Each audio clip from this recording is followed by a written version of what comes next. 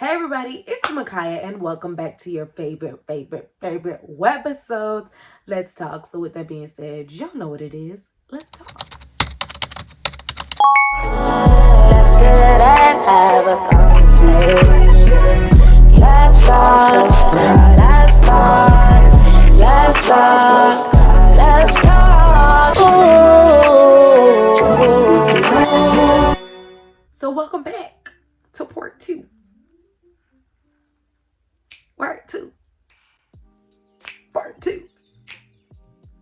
Part two. We are in part two, and y'all, if you watch part one, then you can only expect part two is gonna go up. We're gonna go up. We're gonna go higher. Okay, so sit back, relax, take out your notepad if you need to, but let's get into this video. Add something to that because I didn't have this question here, but I want to add that there because you said something. How do you because we're talking about, now we've shifted to kind of balance and rest and all of that stuff.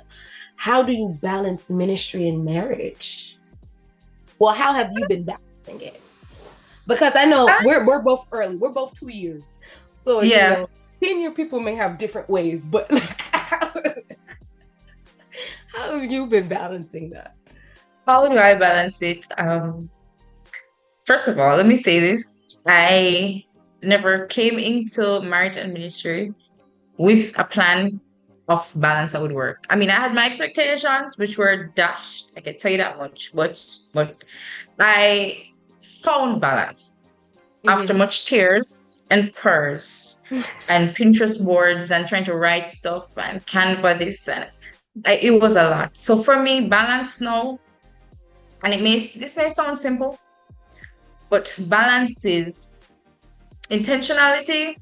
Come on. Living in the moment. I'm not stretching myself beyond my capacity. Girl. So using wisdom in all of that as well, because I realized that I cannot be at every fellowship, nightly fellowship, like women's ministry, youth ministry, and those things that happen in the week and stuff, or even prayer meeting on Saturdays. Certain things I cannot do I can't do it consistently, or something else is going to be neglected. And my mom always says this to me, Beth-Ann, you cannot be so heavenly minded that you're no earthly good. Yeah. Your eyes, you don't reach heaven yet.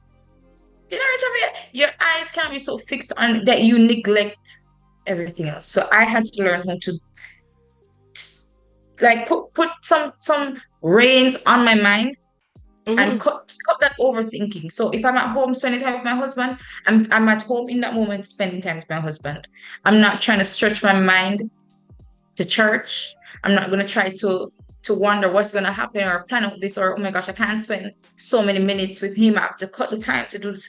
I have to just be intentional with wisdom, live in the moment, and stop trying to be everywhere at once. Stop trying to stretch myself, because at the end of the day, that is not going to get me anywhere besides in the hospital or at a psychiatric place suffering from depression. It's not going to get me anywhere. And my husband doesn't need that from me right now. No. He needs his wife. So balance for me has been that. And I mean, when kids come into the picture, I may have to revisit the drawing board, but that is basically what it is in terms of whatever is happening in your life right now as the present. Be intentional about spending the moments. Don't stretch yourself beyond the capacity, Beth-Ann, and use wisdom in everything that you do. So I don't take on too many things at once. No. I don't do that. In terms of housework, I don't do that because I cannot live to enjoy my days off from work if I'm crowding it with work. That makes no sense.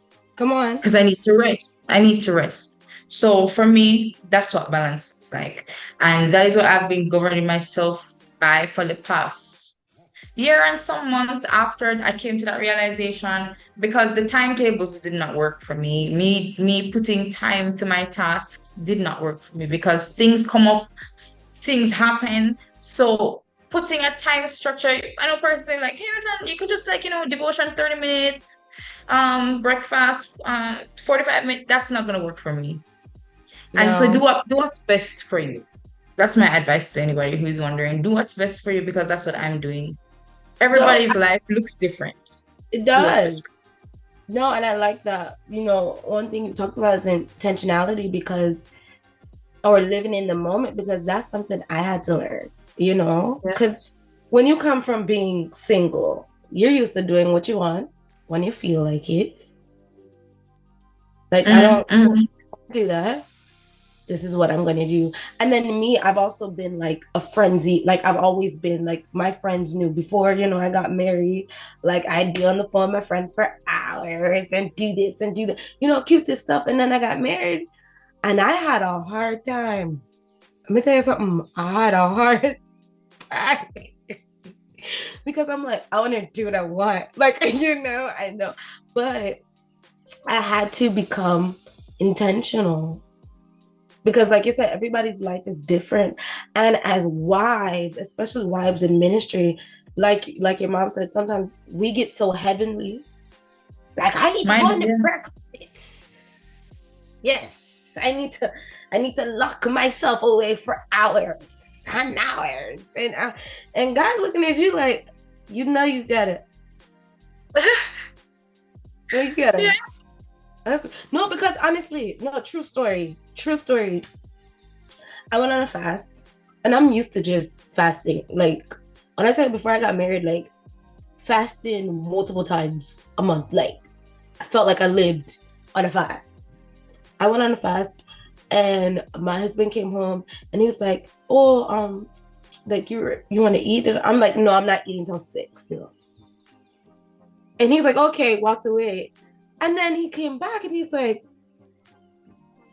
are you on a fast? And I'm like, yeah, I'll just fast until 6, And he's like, but like, we didn't talk about this. Like, in layman terms, I want to be husband wife right now, and you want to fast. And we didn't have no conversation about it. And it's like, I don't mind you want to fast, but however, there's some parameters here now. And for me, it kind of like, at first I was like, I mean, who cares? But then, like, if the Lord was like, no, Micaiah, that is now your husband. So you can't just do this thing like it's just you. Like, I know you love me. I know you make time for me, and that's great. However, you have to also make time for him. And I had to learn to be intentional. Where it's like, if I'm spending time with my husband right now and my friends call me, it's not no, hey babe, let me go talk to such and such, I'll be back. It's, hey, let me call you back later. Call you, or we're spending time and somebody wants prayer. Hey, such and such text me saying they want prayer. Is that okay with you? Because I know right now. Okay, yeah, no, that's fine. That's cool. Like, and I feel like when you're single, all of that sounds extra. Talk about it. Serious. Talk. It sounds very extra. And I remember watching my mother do these things, and me myself would be like, that's so much. Like, why you gotta do all of that? I'm not gonna do that. Like, no, really like, no, I'm not doing that. Not. Yeah. Like, I'm like, Mama, did you really just ask that if you can fast? She's like, yeah, the word says that. I'm like, yeah, I'm not doing that. But you have to. You have to. Yeah, it's called honor. It's called honor. It's called honor. And so honor, submission, all of those things. And I feel like the most power a woman has is being able to be sure of who she is, sure in herself, sure in her calling, sure in her anointing, but never afraid to submit herself to her husband. Yeah. That's power right there. Yep. Yeah. But no, that's good. That's good. So y'all heard that. Attention. You have to be intentional. You have to, live in those moments and stop trying to stretch yourself so thin. Are y'all taking notes? You should be. You should have been taking notes. Where's your pen and your paper? Get it out right now. All right, cool. Next question. I really like where this is going. I'm having fun. I love it. I love it. I'm having fun. Okay, so switching gears just a little bit. As a woman, how do you go about supporting other women, building friendships with other women in ministry? How do you go about that? Because we know, me and you know, because we were at somebody's event together and we talked about this at the event. You remember that? I remember. Yeah, I remember.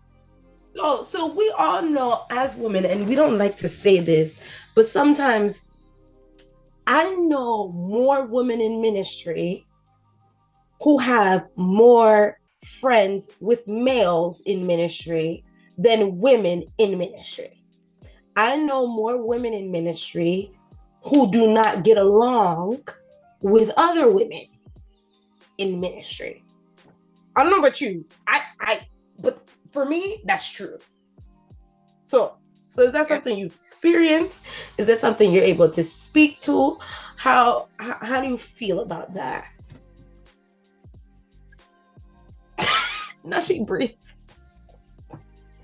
Breathe in, breathe out. Okay. So I don't know what it is, Micaiah. I don't know what it is, but from years ago, I have come to realize that I don't know what the devil is doing, but it's like women just can't get along. Yeah. And women, so let's just say women at a regular, and now women with position and power just can't get along. And I think it is really due to the fact that women are very emotive beings. And so our actions are driven by our feelings if we're not careful. That's just the short and long of it. And I don't listen. I don't know. I don't want y'all to be making a mess in the comment section now. Talking about being a feminist and this, that, and all. I don't need that over here. Y'all can do it on my page. Let's keep it clean over here. Right? That's just the short and long of it. Women are emotive beings, full stop, blank period. That's just what it is.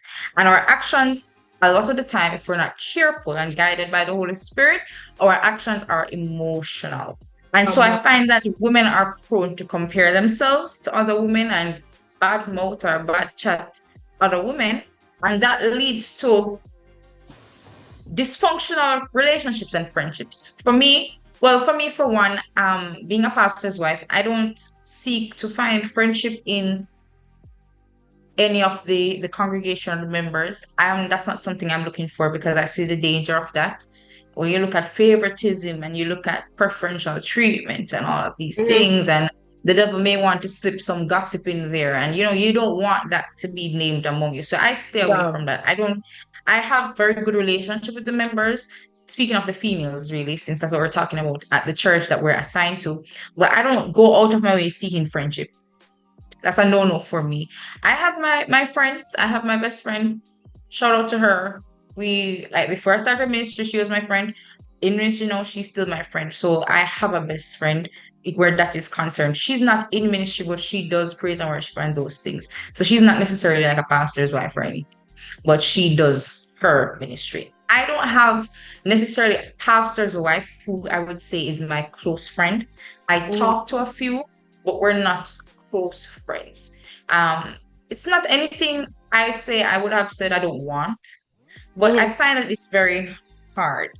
And one, being a pastor's wife and finding friend, that's why I'm glad I had my friend before I went into ministry, because ministry is very lonely and it's hard to find somebody that can understand the demands of ministry and still be comfortable fostering and growing a relationship of a friendship. It's very hard. So I haven't found anybody like that to say that's my friend, pastor's wife, or women in ministry per se. I have good relationship. Like you and I are cool. We have some other friends who are in ministry who are cool with, but to say you have like a best friend in ministry, I don't have that. And I think it is because sometimes, unfortunately, women can be very comparative. As you said, women who are like that in ministry. Women can be very comparative. And that's a very sad reality, but it is really the truth. And another thing, and this may be, for us to turn the searchlight in. And even as I'm speaking, I'm doing that because when I transitioned to ministry, my life literally became my husband and I. Yeah. Very quickly. So that's the world that I've been living in, comfortably so, for the past almost 2 years, my husband and I. So being consumed with that, I don't have the chance, or I haven't given myself the chance to go out of my way to seek friends, women friends in ministry. I never did that because I've just been focused on the safe space that I am in and not wanting to cause myself hurt and pain by going out of my way to look at friend, basically. And I think that is probably something that I need to work on, having a transport moment here. I think that's something that I need to work on, and something I would say to other ladies who are in ministry watching this video, don't close off yourself from great opportunities, from meeting destiny helpers, from meeting your divine friends, because of just living in that bubble with you and your husband. And at the same time, don't be desperate for friendship and company, and I remember, shout out to Kay, the first JJL conference that was held in Jamaica. She spoke something so profound that it has never left my spirit. She said that Jesus had the multitudes. Yeah. Then he had the 12. Then he had those in the circle. I don't know if she said 5 or 3. Yeah, and then he had one who saw him, the Son of Man, Peter. He boiled down. So there are different categories. Not everybody has to be a best friend. Not everybody has to be a close friend, but you have persons in your circle who you can relate to and talk to. But when you're desperate, and I think that is how we run ourselves into problem, when you're desperate to be close to everybody and want to know everybody and want to talk to everybody, you run yourself into some problem there. It does. My husband said it's, what was it? Too many rat never dig a good hole. Too many. My Jamaicans, listen. Too much rat never dig a good hole. It doesn't matter. Too many persons, right? In one space the outcome is never going to be good. It's never going to be. No. So that's my 2 cents on that. No, but I think it's a good 2 cents. Started from the back of with Jesus, with those, because I even use that myself. You have to know the capacity of the people around you. Oh. Everybody does not have the capacity to be, and I learned that the hard way, because I had this thing. I'm gonna say had, because we're walking in deliverance, glory. Yeah. I had this thing where, it takes me a while to kind of get in the groove with people. Like I can't say there's people I don't like, because that's not true. I like everybody, but for me to become friends with somebody, it takes a while. However, when I become friends with you, because there goes that extreme thing, I'm there. Sometimes you open up yourself to people in certain ways that you should not, and then you get hurt. Yeah, talk about it. Yeah. And somebody else comes along who is supposed to be in this inner circle, and you don't let them there because you've been hurt by somebody who was never supposed to be as close as they were to you. And I feel like when it comes to women, goes back to what you said, emotional, sometimes we can be ran by our emotions. And growing up, my dad used to say, don't be an emotional female. And I used to hate that, but it's so true. Sometimes we get ran by our emotions. And so we move too quickly, and then we get hurt. And then everyone else is like, oh, well, I got my eyes on you because, y'all women. It's like, no. Everybody isn't out to get you. And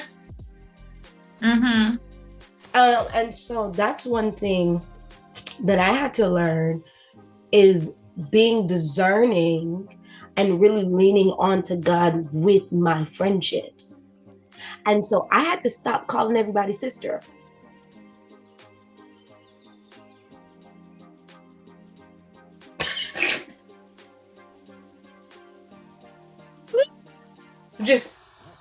I'm being honest. I had to stop because everybody. Okay.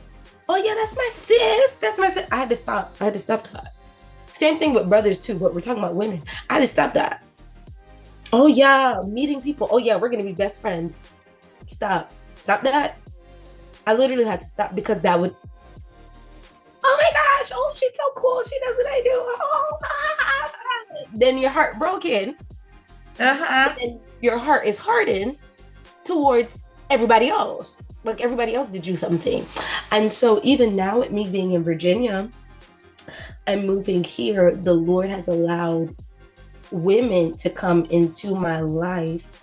And these are women that I ran after, it's like, oh, I'm trying to be different. No, it just happened, just like, and these women have been showing me what healthy friendships and relationships with other women are supposed to look like, especially in ministry. These are relationships, and I had some before I moved to Virginia, but now these ones are like their pastor wives and stuff like. And so I'm learning what that looks like. But what you said, being so driven by your emotions, even being intentional in your relationships, you do not have to compete. Hello, let's rebuke this spirit of competition and comparison right now. Yes. In the name of Jesus. You do not have to compete. You do not have to compete. What I look like trying to compete with you.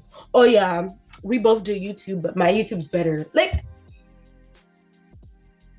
and I think the plan of the enemy is to divide us, because when we come together, something happens.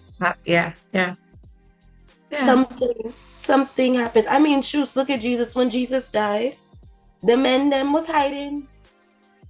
It was the women who were like, no, we're going to go out and see our Savior. It was the women. They had to bend it because the men were like, no. So I really believe the enemy's plan is to divide us. And so we have to be so careful. We got to be so careful, because we're better together than against each other. Honestly. Most definitely.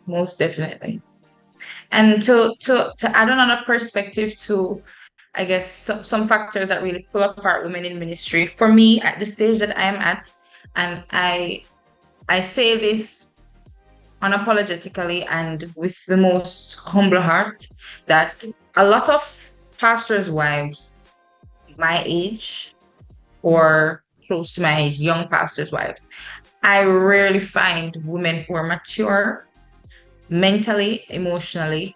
I find myself meeting pastors' wives or seeing pastors' wives that appear to be very superficial and are just here for the pointy heels and the fascinators and the, oh yeah, that's my husband, and not necessarily women of depth and substance. And that is a struggle that I have, because I know that who I am is rare. I know that you don't find young women my age so mature and so full of wisdom leading alongside her. I know that. Persons don't have to tell me that. I know that. I know who I am. And I give God thanks. Sometimes I wonder, why me, Lord? But I give God thanks that, I'm who I am. But it is also to my detriment, because I don't find women on the same wavelength that I am on. I don't, unless they're going to be like, 30 going 40 years old. Yep. And then, those are women who pour into you. I don't necessarily have a friend who is going to be like 40 years old. But persons who are in the age bracket that I am in, ladies who are in ministry, pastors' wives, I don't necessarily find them to be, some that I've interacted with, stable and women of substance. They're just not there, and I'm not looking down on them. They're on their own journey. They're just not there yet. And going back to what you're saying, Micaiah, you have to be very careful and intentional about who you choose, who you call sister. Me attaching myself to them would be of detriment to me. Me attaching myself to them would be of detriment to me, because we're just not at the right level. We're just not compatible. And I have to make the wise decision now to say, okay, yes, I love them. They're my sister in Christ, but they're not my best friend. They're not a friend per se, and that is okay. That's Yes. okay. I'm glad you said that because it is okay to not be close with somebody and still support them in their things that they're doing. You don't have to be close. Hey, I'm doing this thing. Okay, cool. You don't have to. And I think sometimes we feel like if we're not close with the people, if we're not quote unquote friends with the people, we can't be friendly. You don't have to be nasty because you and such are not best friends, And so I think there was something else I was gonna say. Come on, Holy Ghost. I lost it. Jesus. But yeah, you don't have to. Oh, that's what I was gonna say. No, I even agree with you with the age thing. Because y'all don't need to know Beth-Ann's age.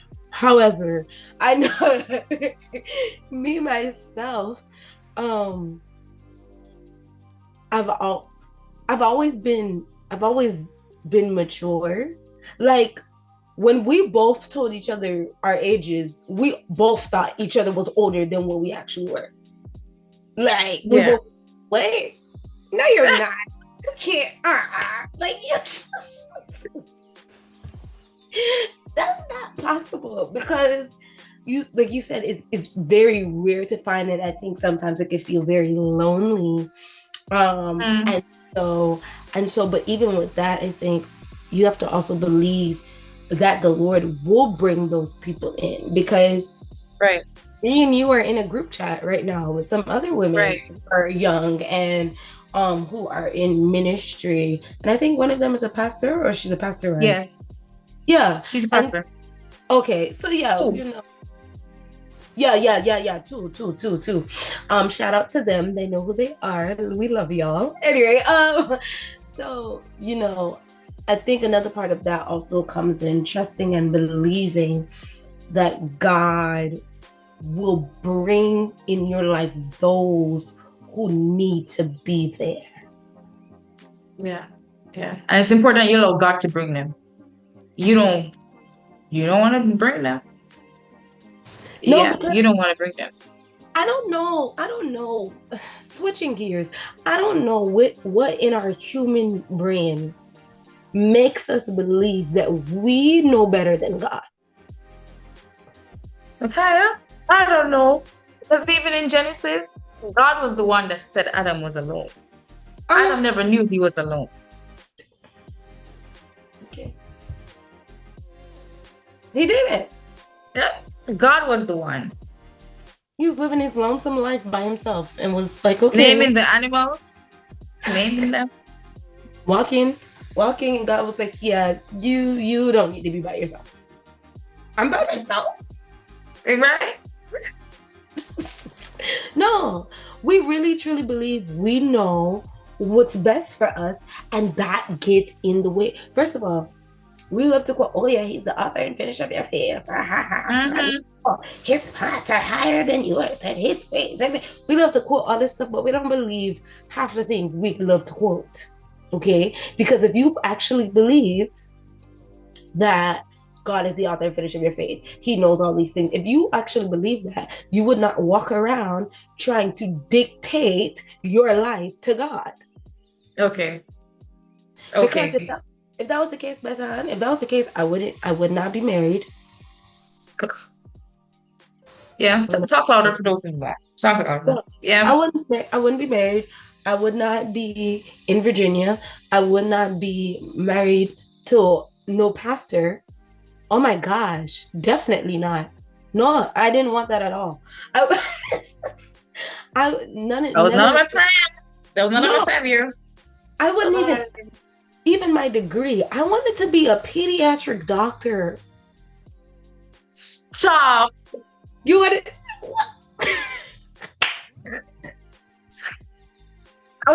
In high school, I wanted to be a pediatric surgeon. And then when I got to university, I want to be a clinical psychologist. That's why I did my bachelor's in psychology. Listen. So For my whole life, I've always been saying, I want to be a pediatric doctor. I want to be a pediatric doctor.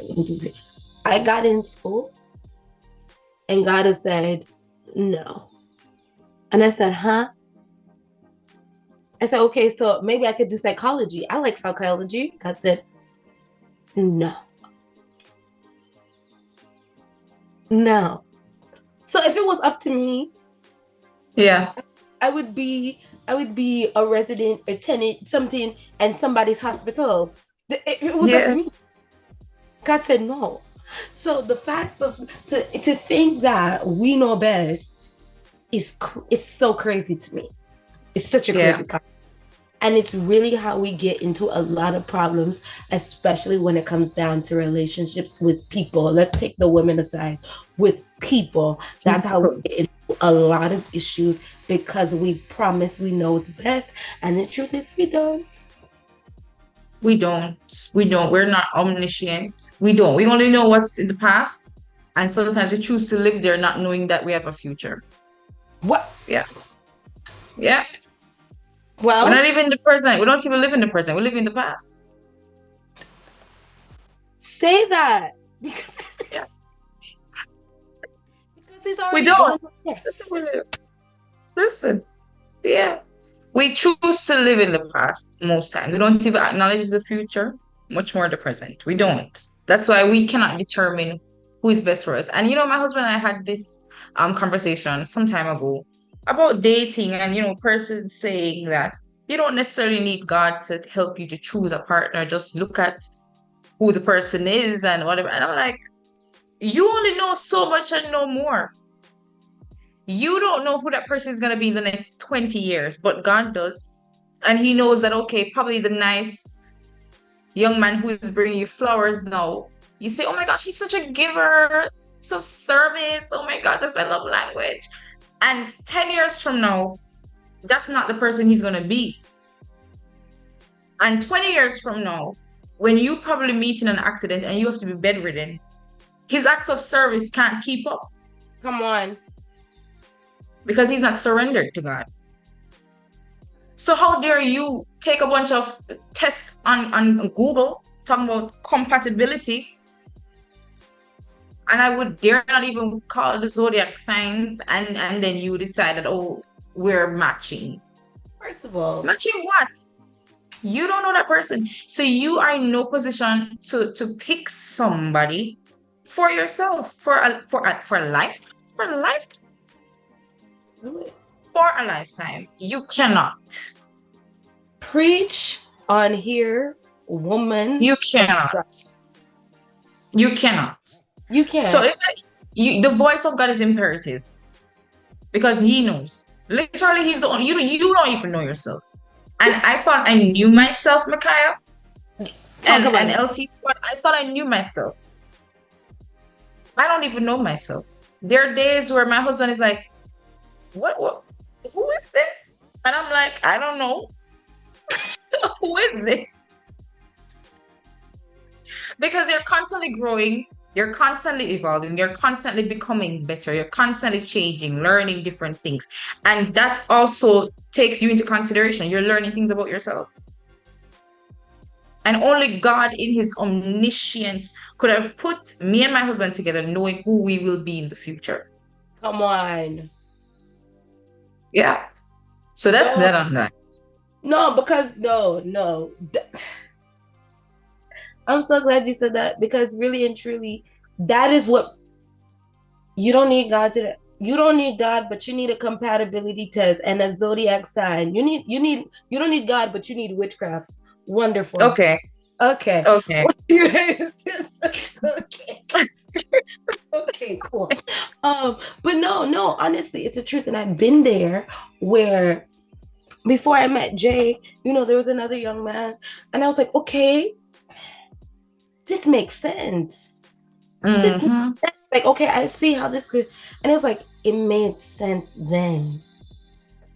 But 2 or 3 years in, it stopped making sense, Beth-Ann.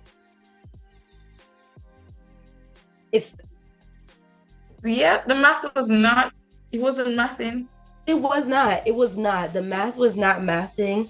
I thought 2 + 2 equaled 4, but I was getting 12 million, and I did not Mm-mm. understand what was going on. No. And even when the Lord brought my husband, my mind I could not fathom what in the world God was doing. I was like, God, first of all, you bring this grown man from Virginia. Who is he? Who is he? If y'all want the full story, go on her channel. She has the video Yes. uploaded. If you want, Watch the video. Who is this man? But when I look at myself now, because when my husband met me, I was 20 years old. I'm no longer right. 20. Y'all know my age, but I'll be 24 in September. 20 compared to 24, not the same person. And if I would have looked at who I was then and said, Yep. this ain't gonna work, I would Yep. have missed it. Yep. God is not planning for just for your present. God planning for your future. Yep. He's like, cool, yeah, but you'll only be here for so long. Yep. Listen here, that's so good. That's so good because it's so true. Y'all stop. You can't do this on your own. You literally, if you can't wake your own self up, if you can't breathe, come on now. the breath of God, what makes you think you can pick your spouse for yourself? Mm-hmm. No, and then you wonder why so many people are divorced. And I remember, Beth-Ann, us having, I've heard this from several people. I had a conversation with somebody, and they were like, yeah, if I get married and it don't work out, it's okay, I could just get divorced. If that's your mindset, stay single. Yep, stay. You're not ready. You're not ready. No, you're not. Not ready. This ain't for you. You may be the ones that Paul talked about not getting married. This is you. You may be in that number because God did not. The Bible says whatever God joined together, let no man put asunder. That means God ain't trying to join you with 3 and 4, 5, 6, 7 people. Adam and Eve, not Adam, Eve, Genevieve, Martha, and Keisha. That's not how that went. Okay, I'm done because I could go on that all day. I go on that. This marriage topic I could talk about all day. Anyway, say it. Okay. Let me see. So we've asked all the questions, and I think this conversation has been very good. I don't know if y'all have been enjoying this conversation, but I most definitely have. Yep. And I really believe that there were some things said that people need. And so before we close out, because I also don't want to prolong it. But before we close out, Beth-Ann, is there anything that's been on your heart, something that you want to say to the people? It can be literally just be what the Lord has put on your heart. It don't have to be about any specific topic or anything like that. But is there something that you want to leave here with those who will be watching this? Most definitely. I want to say to you, just seek after God concerning your life, whatever it is that He would have you to do, and go forth doing that, unashamed, unafraid. Don't watch the mass. Don't watch what persons are doing. Don't, for example, if God is calling you to do YouTube, which God laid that upon my heart at one point, don't look and say, oh, but the market is saturated. Don't go into ministry saying, okay, too many pastors and prophetesses are out there and all of that. Don't do that.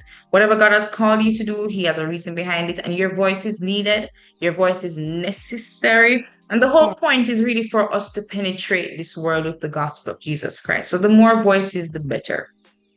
That's really the bottom line. So whatever it is that God has called you to do, just go forth and do it. Don't be concerned about what other persons will have to say, and be focused on that. And like the Bible lets us know, if we're focused on the work of the Lord, if we're focused on just serving Him, He will take care of us. Whatever it is that you are trusting God for, ladies, if you're believing God for a spouse, if you're believing God for a job, whatever it may be, just continue to trust God, do what He has called you to do, and He will allow everything to align to you the right time when you are ready from His perspective, not your perspective. Because sometimes we think we're ready for things, but we're really not ready for things. And this Right. goes really back to our whole discussion about women in ministry. You may think you're not ready, and God puts you in ministry one way or another. Or you may think you're ready, but you don't find yourself going into ministry. At the end of the day, it's what He says that matters, not necessarily what you say. But you must always strive to ensure that your desires, your thoughts, your plans are in alignment with His. And how do you do that?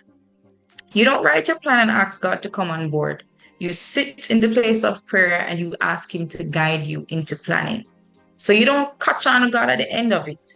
You allow Him to lead you. So that's what I want to say to you, those who are watching, whatever it is that you're believing God for, whatever it is that God has called you to do, go forth and do it. He will take care of you. Micaiah and I are testimonies of that. He will literally take care of you. So don't worry about it. God loves you and He will take care of you. And for those who are not saved, if you're watching this video, we're testimonies of the fact that God saves, He keeps, and He satisfies. We got saved at very young ages, and we're still here today to tell the tale. And I'm sure, like Micaiah, if she wants to say and agree with me, I know she does. If I were to do it all over again, I would do it all over again for Jesus. Yep. I love Him so very much, and this life is literally the life that's worth living. So that's what I want to say to those who are watching this video.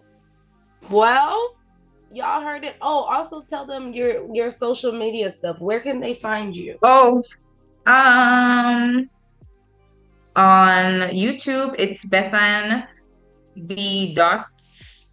You can type in Beth-Ann Blackwood, doesn't matter. On Instagram, it's Mrs. Dots, MRS dot Beth underscore and Blackwood. So that's I'm sure you're gonna put it in the description or like on the screen somewhere, right? Yes, I will put it on the screen. I will put it in the description. You guys, again, I said Beth-Ann has a YouTube channel that is growing. I'm so proud of her consistency. Because I remember when you started, because you DM'd me. December. Yeah. Yes, I remember you DM'd me and you have been so consistent. And when I tell you she has some really good gems on there, she just had a video. Was that last week or week before? What's the title? I'm not sure.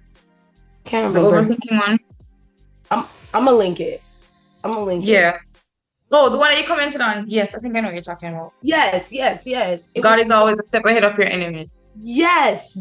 God is always a step ahead of your enemies. It was so good. And so she has so many gems on there. She is a prayer warrior. She is a woman of God. I can attest to these things because I've seen it. And so thank you so much, Beth-Ann, for coming with me. I know you guys will enjoy it. I know you guys will love it. Well, guys, that's it. I hope you guys have enjoyed this video. Remember to like, share, subscribe, turn on the post notifications, leave a comment because you never know when you'll get a shout out. So with that being said, remember your flaws plus God equals flawless. So go in peace to love and serve the Lord. Bye. Bye.